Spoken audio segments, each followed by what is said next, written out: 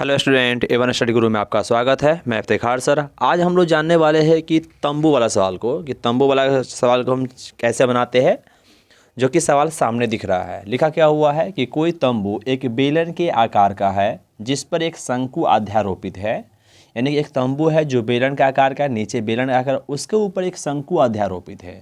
जैसे कि आकृति हम अगर बनाएं तो कैसे बनेगा कि नीचे बेलनाकार भाग है, ठीक है, नीचे क्या है, बेलनाकार भाग है और उसके ऊपर एक शंकु अध्यारोपित है। अध्यारोपित का मतलब उसके ऊपर है आकृति है, ठीक है, ये आकृति है।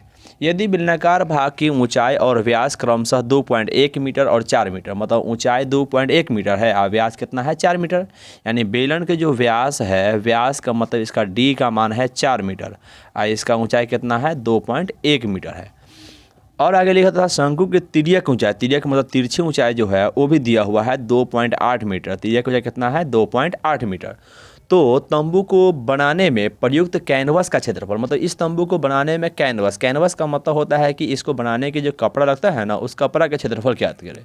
कैनवस भी एक कपड़ा टाइप का जो मोटा होता है, इसको बनाने में क्षेत्रफल कितना होगा वो निकालना है, पहला क्वेश्चन। दूसरा कह रहा है साथ ही उसके बाद लिखा हुआ है कि 5 रुपये प्रति मीटर स्क्वायर, यानी 1 मीटर स्क्वायर का दाम 500 रुपया है, की दर से इनमें प्रयुक्त कैनवस की लागत भी ज्ञात करें। कैनवस का जो मूल्य है वो भी हमें ज्ञात करना है।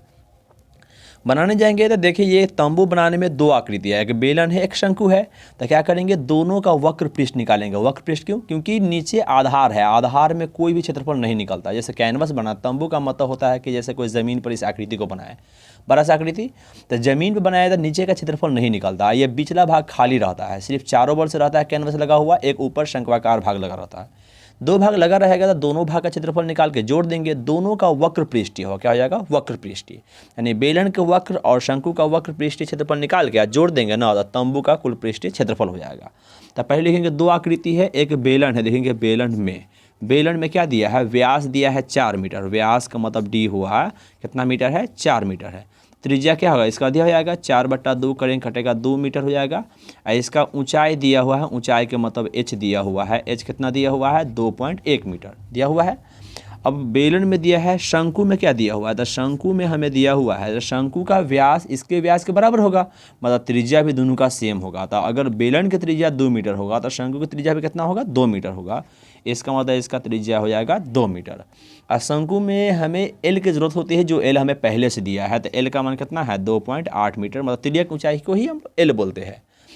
बेलन में शंकु में सारे भी में मालूम हो गया था, बेलन का वक्र निकाल लेंगे, शंकु का वक्र निकाल के दोनों को जोड़ेंगे। पहले निकालेंगे बेलन के वक्र पृष्ठीय क्षेत्रफल, लिखेंगे बेलन के वक्र पृष्ठीय क्षेत्रफल, वक्र पृष्ठीय क्षेत्रफल। अब बेलन के वक्र पृष्ठीय क्षेत्रफल का फॉर्मूला होता है 2πr/h, यानी 2 गुने 22/7। आर की जगह कितना मान रखाएगा, आर की जगह पर 2 है, तो यहाँ पर रख देंगे हम लोग, क्या करेंगे, त्रिज्या जगह पर 2 मान रखेंगे, तो लिख देंगे गुने 2। एच की जगह पर कितना रखाएगा, 2.1 मीटर, रख देंगे 2.1, पॉइंट उड़ाएंगे, बट्टा में 10 हो जाएगा। 7 से कटेगा ये 3 मरतबा, तो नहीं कटने वाला, 2 से कटेगा ये 5 मरतबा।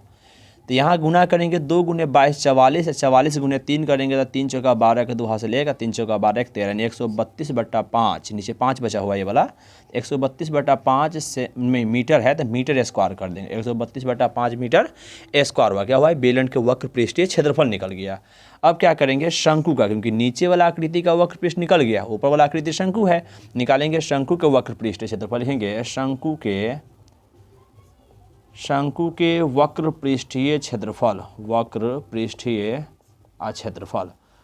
शंकु के वक्र पृष्ठीय के लिए दोनों के क्या कहते हैं, पहले निकालेंगे। फार्मूला इसका होता है πr/l, पाई का मान 22/7, त्रिज्या कितना है, 2 है, इसका भी है 2, एल का मान कितना 2.8 है, तो रख देंगे 2.8, पॉइंट उड़ाएंगे, बट्टा में 10। 7 से कटेगा ये कितना, 7 चौक 28, 2 से कटेगा ये 5, 7 चौक 28 होता है, तो 4 मरतबा कटेगा, और 2 से कटा 5 मरतबा, 4 गुने 22 करेंगे तो हो जाएगा 88 या बट्टा हो जाएगा 5, ये भी हो जाएगा मीटर स्क्वायर। अब ध्यान से देखिएगा, ये मेरा हुआ 132/5 मीटर स्क्वायर, ये हुआ 88/5 मीटर स्क्वायर, दोनों का क्षेत्रफल निकल गया है। अब तंबू के लिए दोनों क्षेत्रफल जोड़ देंगे, लिखेंगे अतः तंबू का क्षेत्रफल, और तंबू के क्षेत्रफल में क्या करें, दोनों को जोड़ देंगे, 132/5 है, जोड़ वो है 88/5। एलसीएम लीजिएगा ना, तो 5 हो जाएगा 132 प्लस 88, जोड़ने पर हो जाता है 200, बट्टा हो जाएगा 5। 132 नहीं सॉरी 200 नहीं 220 होता है। जैसे 8 2 10 0 हासिल 1, 8 3 11 1 12 का 2 हासिल 1 1 1 2, 220/5 हुआ। काटने पर होता है 5 चौका 20, 2 0 बजे 5 चौका 20, यानी हो जाएगा 44 मीटर स्क्वायर। ये मेरा क्या हुआ, तंबू का कुल पृष्ठीय क्षेत्रफल हुआ। कैसे निकाले दोबारा देखिए, ये काम बाकी है, भी एक निकाले है। बेलन में हमें त्रिज्या ऊंचाई दिया था तो बेलन का वक्र पृष्ठीय क्षेत्रफल निकाल दिए है। शंकु में त्रिज्या तिर्यक ऊंचाई दिया है तो शंकु का वक्र पृष्ठीय निकाल दिए है। अब क्या किया, तंबू के क्षेत्रफल के लिए दोनों का क्षेत्रफल को जोड़ दिए है। दोनों क्षेत्रफल जोड़ने पर कितना आया है, 44 मीटर स्क्वायर आया है। ये क्या है, तंबू का क्षेत्रफल हुआ।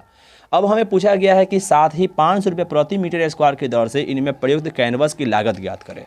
चलिए आगे चलते। क्षेत्रफल मालूम हो गया है, अब हमें निकालना है इस कैनवस के मूल्य निकालना है। तो लिखेंगे प्रश्न से, क्या लिखेंगे, प्रश्न से।